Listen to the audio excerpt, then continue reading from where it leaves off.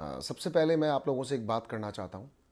मैं big boss season 10 का हिस्सा था और मेरे साथ मेरे को कंटेस्टेंट थे स्वामी ओम, जैसा कि शायद आप लोगों को भी पता चला होगा कि वो इस दुनिया में अब नहीं रहे।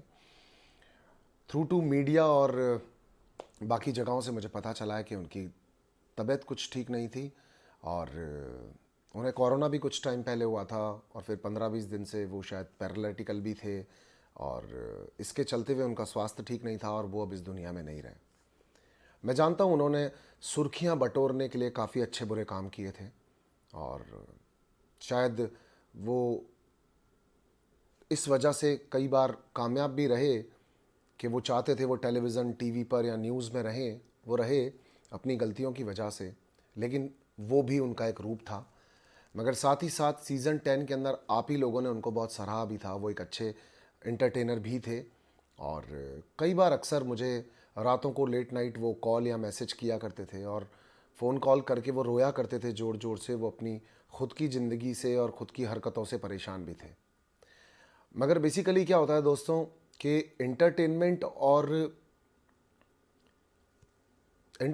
और उसके स्तर से नीचे गिरने के बीच में छोटी सी पतली सी एक लकीर होती है और कई बार एंटरटेनर्स गलती से उसको पार कर लेते हैं।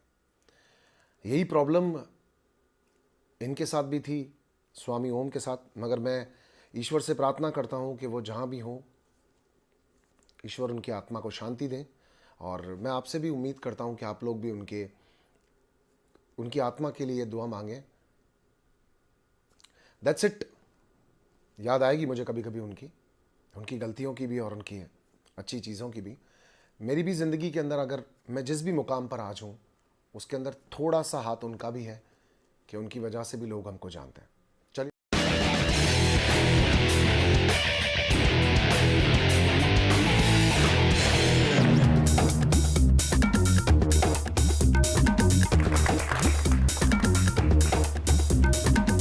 तो स्वयंभू बाबा ओम हमारे साथ स्टूडियो में मौजूद हैं। अपने ऊपर लगे तमाम आरोपों के जवाब दे रहे हैं। सलमान खान को थप्पड़ मारने का दावा करते हैं, नागिन डांस करके दिखाते हैं।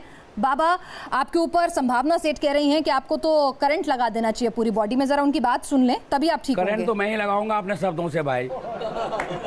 चलिए, एक पागल इंसान के लिए ज़्यादा आपको कमेंट नहीं करना चाहिए। बाबा को एक सख्त इलाज की ज़रूरत है। उसको अस्पताल में उसको करंट देने चाहिए ऐसी जगहों पे कि वो याद रखे। उसको मुझे लगता है अपनी याददाश्त भी भूल गया है वो कि वो है क्या एक्चुअली, पाखंडी है, ढोंगी है, क्या है वो।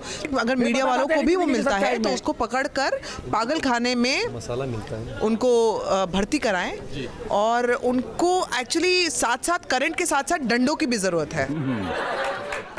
पारिवारिक शो है और पारिवारिक चैनल है आपका, लेकिन बाबा को बोलना पड़ेगा, बाबा राम नाम सत्य है।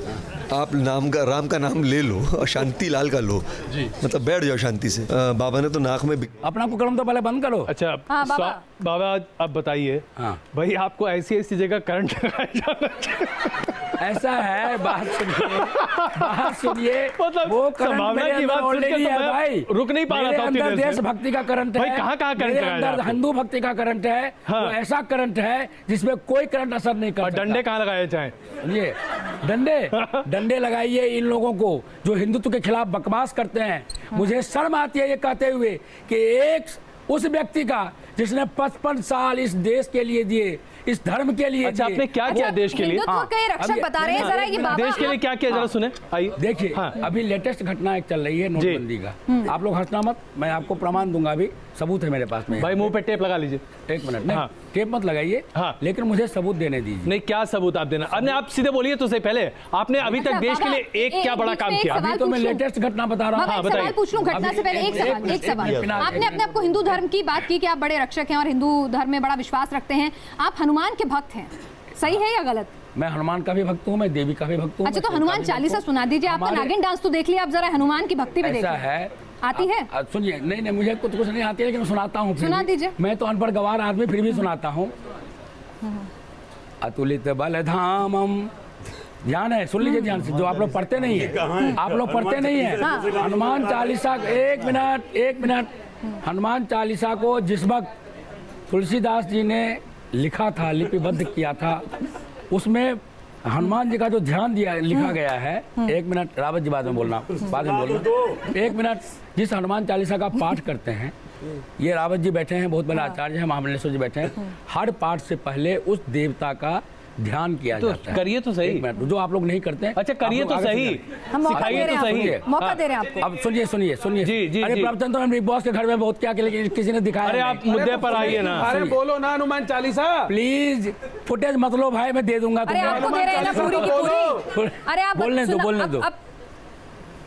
अतुलित बलधामम हेम शैलाभदेहम तनुज बन कृशानुम ज्ञानिनाम अग्रगण्यम सकल गुण निधानम वानरानामधीशम रघुपति प्रिय भक्तम जातुम नमः। अब सुनिए, हमेशा आप लोग ध्यान रखना। अच्छा अब नहीं, एक सेकंड। जब भी हनुमान स्वामी जी मुझे बोलने दीजिए। विनाश ने बड़ा सीधा सवाल पूछा था, हनुमान चालीसा पढ़कर बता दीजिए ना साहब। अरे आप इधर उधर बहुत चले गए। हनुमान चालीसा गुरु चरण सरोज रज, क्या ये जो बच्चे को याद है वो आप मेरे से सुनवा करके आप एक काम कीजिए ना, फिर ये शो बंद कर दीजिए। मैं आपको 18 पुराण सुनाता हूँ, 4 वेद सुनाता हूँ। आप कम से कम 4 साल मेरे साथ ये डिबेट करते रहिए। पुराणों के नाम बता दो स्वामी जी, बस हम आपको स्वामी मान लेंगे। ऐसा है रावत जी, सुनिए रावत जी, ना तो मुझे एक जोशी से सर्टिफिकेट चाहिए, ना एक एडिटर से चाहिए, ना मुझे दर्शक से चाहिए।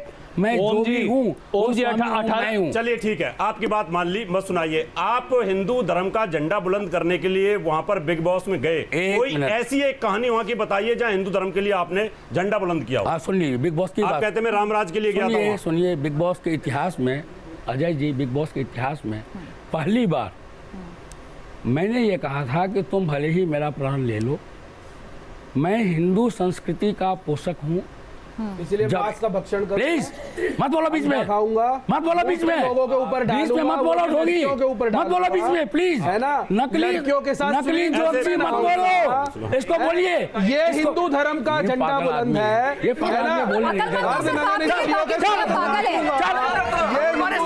अरे जोगी को हटाओ ना, इसको हटाओ पहले, इसको हटाओ, इस ढोंगे को हटाओ पहले।